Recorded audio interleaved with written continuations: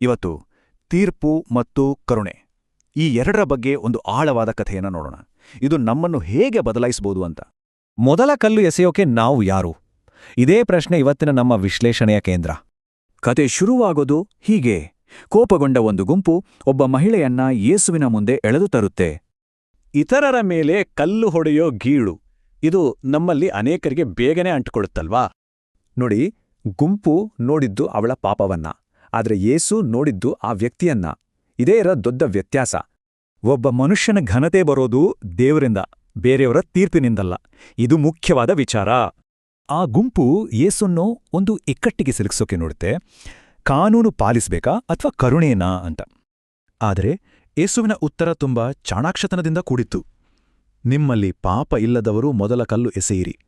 ಈ ಒಂದೇ ಮಾತು ಆ ಮಹಿಳೆಯ ಪಾಪದಿಂದ ಗಮನವನ್ನ ಜನರ ಆತ್ಮಸಾಕ್ಷಿಯ ಕಡೆಗೆ ತಿರುಗಿಸ್ಬಿಡ್ತು.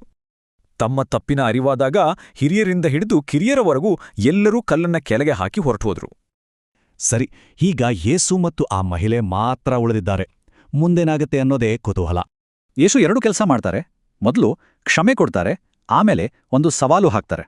ಮೊದಲಿಗೆ ನಾನು ನಿನ್ನನ್ನು ಖಂಡಿಸುವುದಿಲ್ಲ ಅಂತ ಹೇಳಿ ಆಕೆಯ ಮೇಲಿದ್ದ ಆಪಾದನೆಯ ಭಾರವನ್ನ ಇಳಿಸ್ತಾರೆ. ನಂತರ ಹೋಗು, ಇನ್ನು ಮುಂದೆ ಪಾಪ ಮಾಡಬೇಡ ಅಂತ ಒಂದು ಸವಾಲನ್ನು ಕೂಡ ಹಾಕ್ತಾರೆ. ಅಂದ್ರೆ ಯೇಸುವಿನ ಜೊತೆಗಿನ ಒಂದು ನಿಜವಾದ ಭೇಟಿ ಜೀವನವನ್ನೇ ಬದಲಾಯಿಸುತ್ತೆ ಅಂತ ಅರ್ಥ. ಈಗ ಈ ಕಥೆಯನ್ನ ಬದಿಗಿಟ್ಟು ನಮ್ಮನ್ನೇ ನಾವು ಪ್ರಾಮಾಣಿಕವಾಗಿ ನೋಡಿಕೊಳ್ಳುವ ಸಮಯ. ನಾವು ಆ ಗುಂಪಿನ ತರಹನ ಬೇರೆಯವರ ತಪ್ಪುಗಳಿಗೆ ಕಲ್ಲು ಎಸೆಯೋಕೆ ಸಿದ್ಧವಾಗಿರ್ತೀವಾ?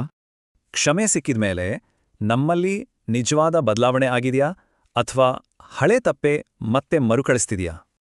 ಕೊನೆಯದಾಗಿ, ನಿಜವಾದ ಪಶ್ಚಾತ್ತಾಪದಿಂದ ದೇವರ ಕರುಣೆಗೆ ತೆರೆದುಕೊಂಡು ಬದಲಾಗಲು ಮನಸ್ಸಿದೆಯಾ? ಈ ಆಲೋಚನೆಗಳು ಒಂದು ಪ್ರಾರ್ಥನೆಯೊಂದಿಗೆ ಮುಗಿಯುತ್ತೆ. ದೇವ್ರೇ, ನಿಮ್ಮ ಮಾತುಗಳಲ್ಲಿ ನನ್ನ ನಂಬಿಕೆಯನ್ನ ಬಲಪಡಿಸಿ. ಹಾಗಾದರೆ ಯೋಚನೆ ಮಾಡೋಣ, ನಮ್ಮ ಜೀವನದಲ್ಲಿ ತೀರ್ಪಿಗಿಂತ ಕರುಣೆಯ ಅವಶ್ಯಕತೆ ಎಲ್ಲಿದೆ?